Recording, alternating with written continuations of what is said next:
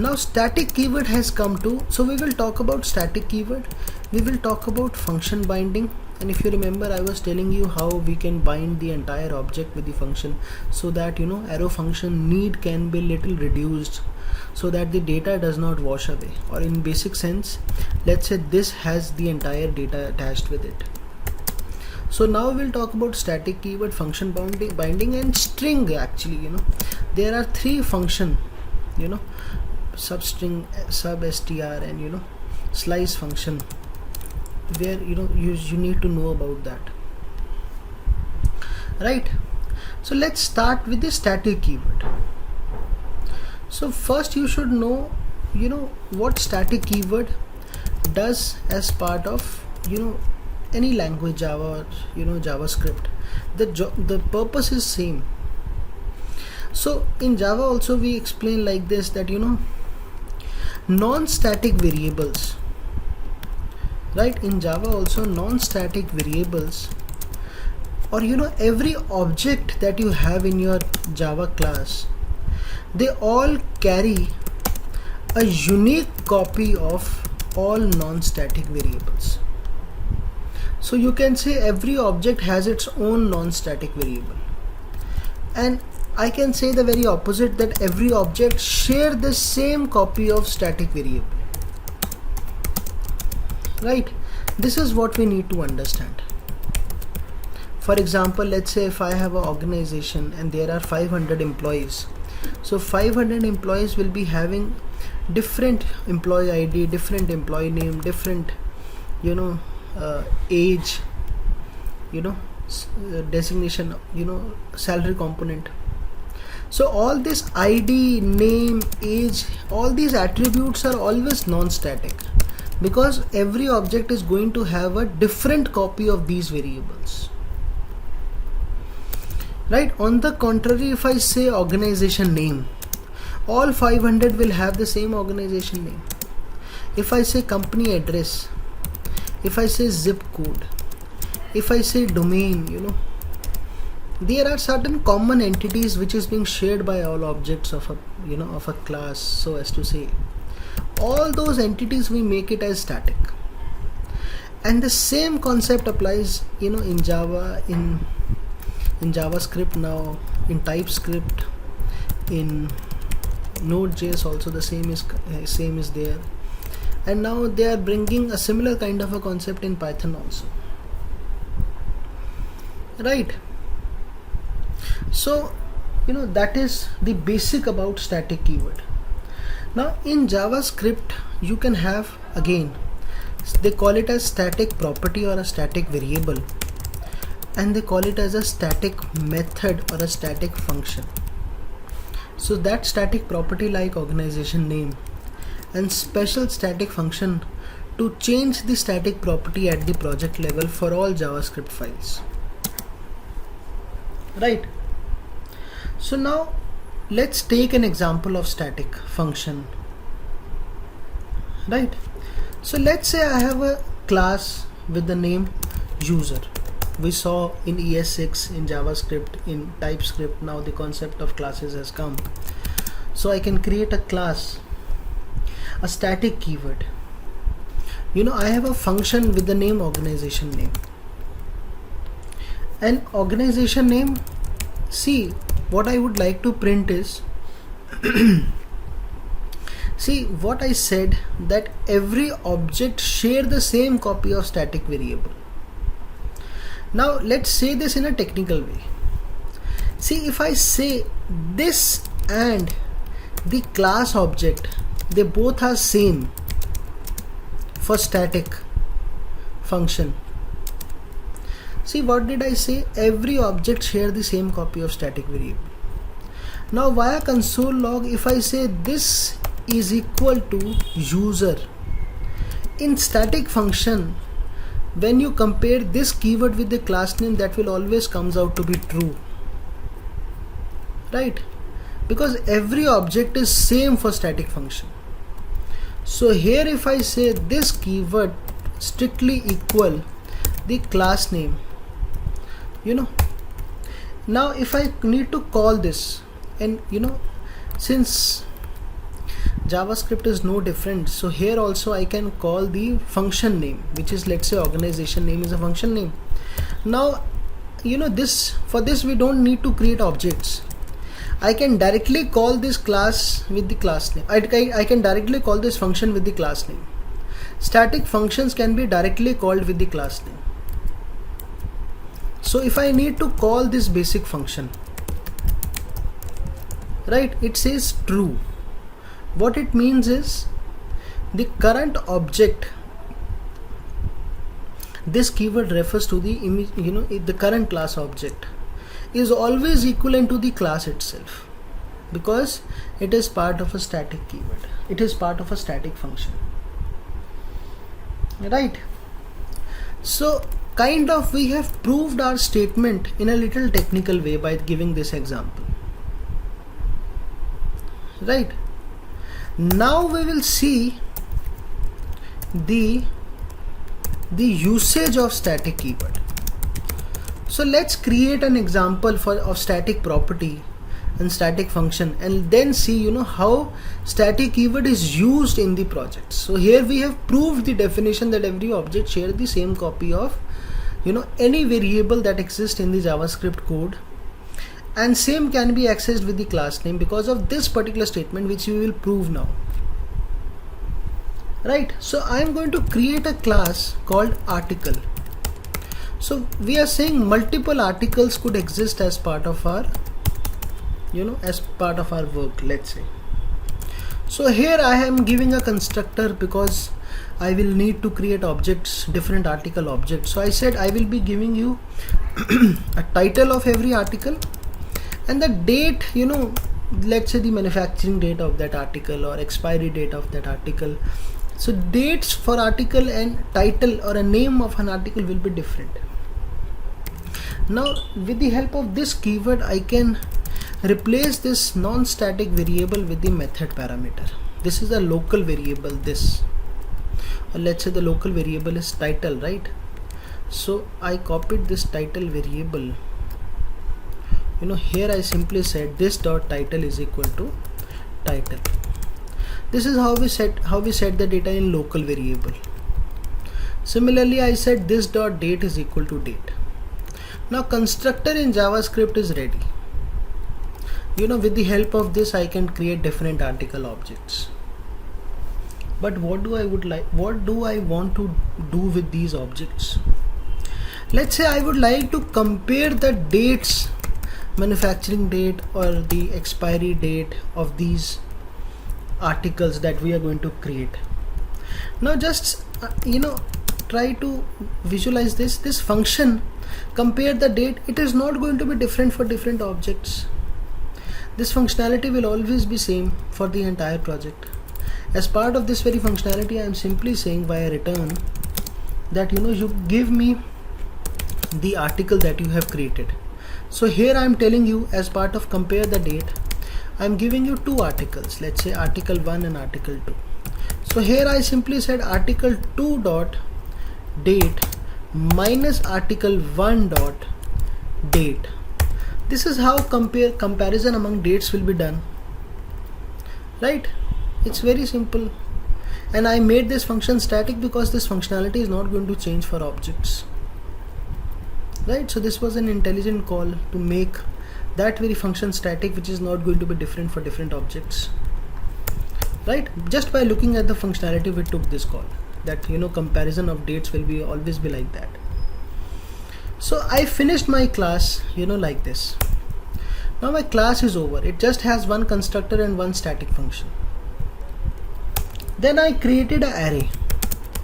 I said now let's create different articles, right? So I created an array with the name articles. Array is identified by square bracket, object is identified by figure bracket. So arrays can also have an object. So this way I created an article object. Constructor will be having two things, one title and date. Let's say name is or title is product A and date is, let's say, new date, let's say 2021 1st of January first month, then date. Right, so this way I created the first article. Right, similarly I'm going to create another article. Right, I'm going to create 3 articles: product A, product B, product C, 1st of January 2021, 2nd of January 2021, 3rd of January 2021. So this is happening because constructor is there. So with the help of constructor we will create 3 local variables with individual data. Now I simply want to compare the date and I would like to get the shortest value. Which one is the shortest value? 1st of January. Right. So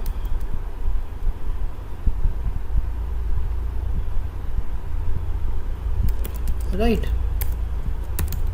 so if I take, just a second, if I take this JavaScript and paste it over here, it's a pure JavaScript, one constructor, one static function. Right,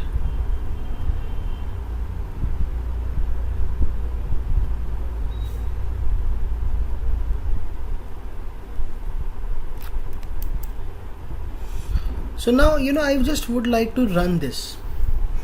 So what do I want? I want to sort them out.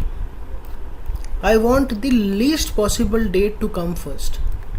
Now in arrays you have a sort function, but you always need to explain how sorting will happen. To explain how sorting will happen, you have already created one static function. This function is static for the entire project. The functionality is not going to change. Now if I run this, the entire sorting will come into picture. Right, and parallelly I can also see, because this is a array, if I would like to see the shortest date object or the shortest update, product title, which is product A, that will also be printed for us. Right,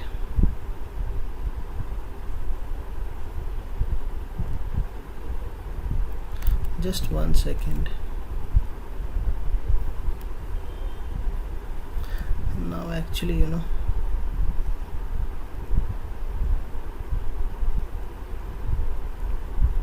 if I run this over here, it says product C. Right, 0th title, 1st of, if I say 2021, let's say if I would have said 2nd of, 3rd of,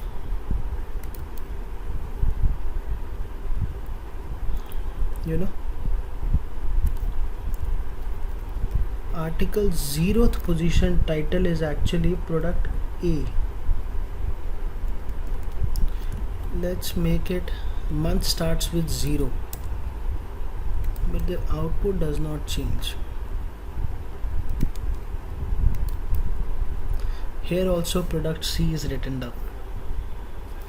Right, so let's say 1st of January, sorry, this is 1st of February, this is 1st of January, and then I have got, let's say, month December, 1st of December.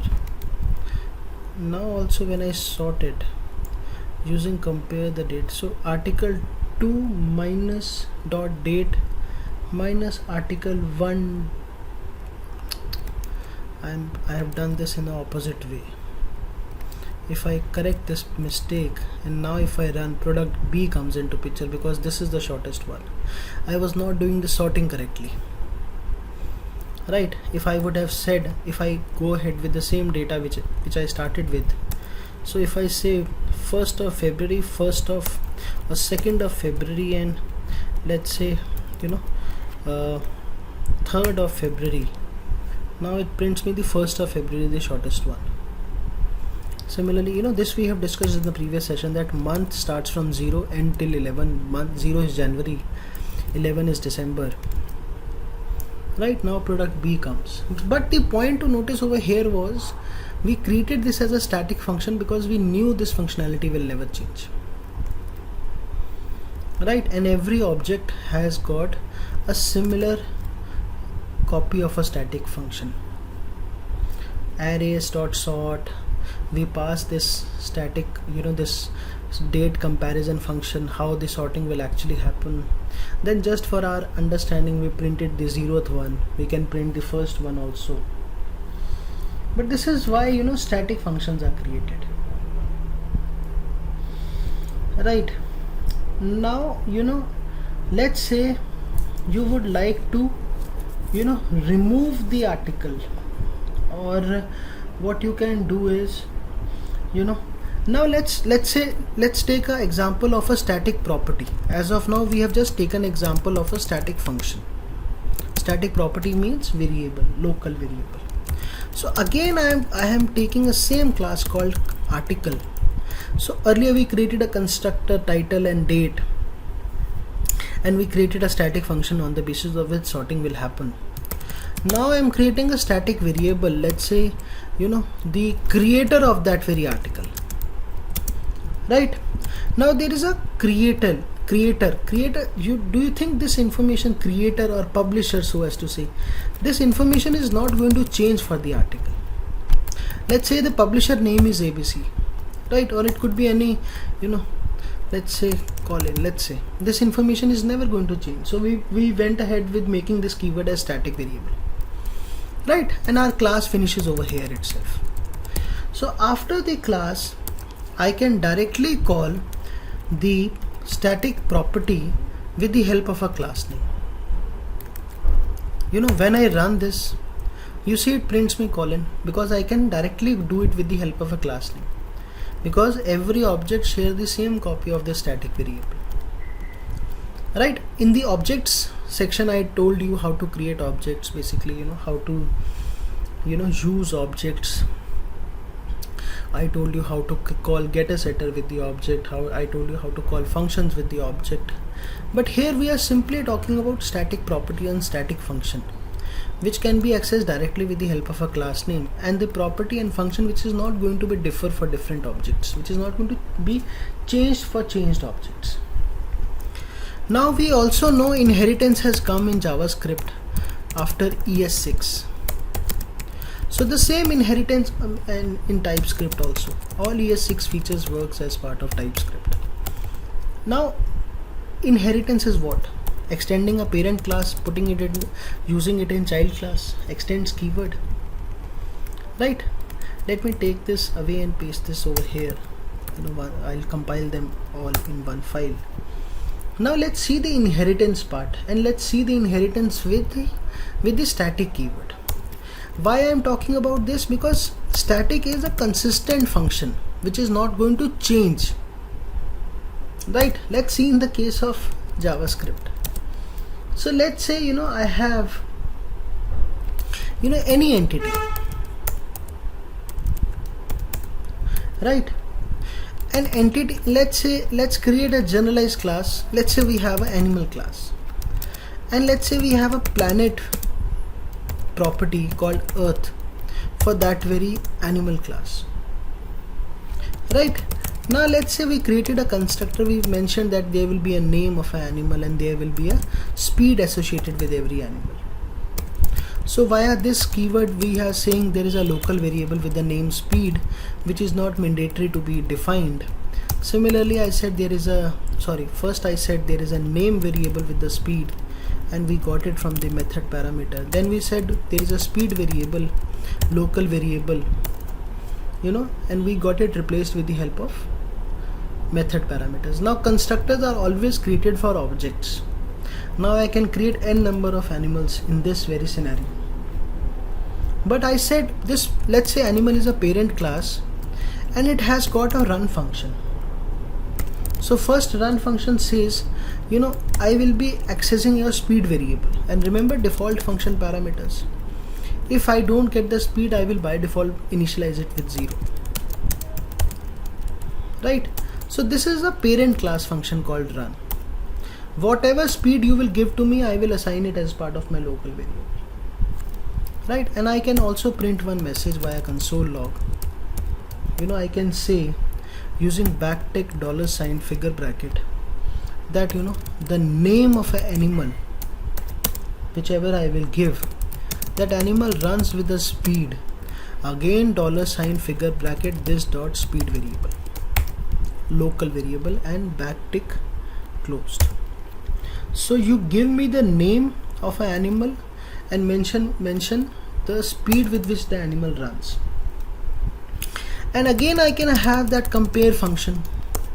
Here I simply said you can give me two animal names, and what I will do, I will calculate which one runs faster and which one runs slower. How will I do that? Again, animal 1 dot speed minus animal 2 dot speed. Now this functionality is never going to change. This basic comparison thing will always remain consistent, so we went ahead with static. Run function can change. Child class can define a run function according to their own needs. They can do that. But as of now, my parent class is ready. It just has one constructor. Now my child class does not have to define a constructor. My child class can create an object with the help of parent class constructor. My child class can simply use the run function with the help of a parent class function, and my child class can use the compare function from the parent class function. Right. Now let's create a child class. For example, we can take any animal. Let's say, rabbit, or let's say, elephant. That is an animal, and we become a child of an animal class, right? This is how inheritance comes into picture. So I will show you that now I will create an elephant object using the constructor and I will check this run and I'll do the comparison, right? But here I am saying it has another function called hide. It's its own function. Here I am simply using backtick all over again, string templating $ figure bracket. Here I am saying you give me the name of an animal, and I said that very animal hid in the forest, let's say like that, right? Backtick closed, semicolon closed, function closed. This is just a child class function. So child class is ready, parent class is ready. Now the time has come to use them. So I said let's create multiple instances of elephants. So again I went ahead with array. Now I can create object of elephant class only because the parent class has got a constructor which expects two parameters, name and the speed with which the elephant runs. So let's say the first elephant name is elephant A, and the speed with which the elephant runs is, let's say, 10. Similarly I have got a second elephant with the name B, and second elephant runs with the speed 5. So now who runs slower? Second elephant runs slower. But point is, this is all possible because the constructor was there as part of a parent class, right? Now if I sort them out, again the same way. So I have got this elephant parent, this child class, right? Or let's say I've got this array. So using the array I called the sort function, and I passed the child class elephant, and I used the static function from the parent class. It is all possible because inheritance is playing its role. So they have done the sorting. Sorting means the smaller value of a speed will come first. And for our understanding, we can print that. Since it is an array, I can print the array 0th index. And I can call the run function. The run function will print me the speed.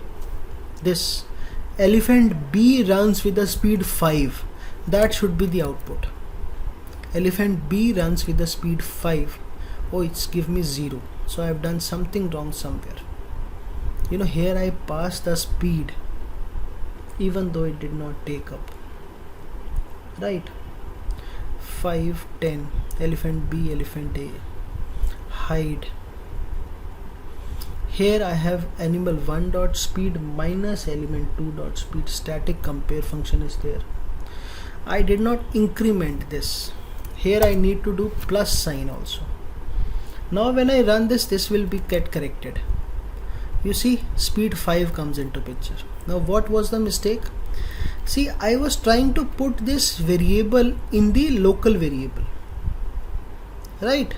So when you do this, you increment the value. By default the value was 0, right? So I incremented the speed, and if I access the first elephant, it will print me elephant A runs with the speed 10. It is all happening because we are updating the local variable, right? And since static planet variable was there, anytime I can access it with the help of a class name. So console.log, the name of a class is animal and the name of a static variable is planet. If I run this, you see earth comes into picture, right? And I did this console log wherein, you know, the run function itself was having a console log. So when I run this, the undefined went away. Undefined was coming because we were expecting the function to do something, you know, it was already printing it for us. So now what did we learn? Anything from parent can be accessed, whether it is static, whether it is constructor, whether it is function, whether it is variable. Of course you can call the child class function like hide. That is very much understandable. So this is how inheritance works with the static variable, right? So first, you know, we saw how set data structure work, how map, how array, how objects work, and now ultimately we saw, you know, how this, you know, static keyword works. When do we create a static function? How do we call the static function? How do we call the static variable? And in inheritance, you can also call a static function at any stage at the child level. You know, that is very much possible, right? So this is about static keyword, right? See, the next that we would like to talk about is function binding and string variable.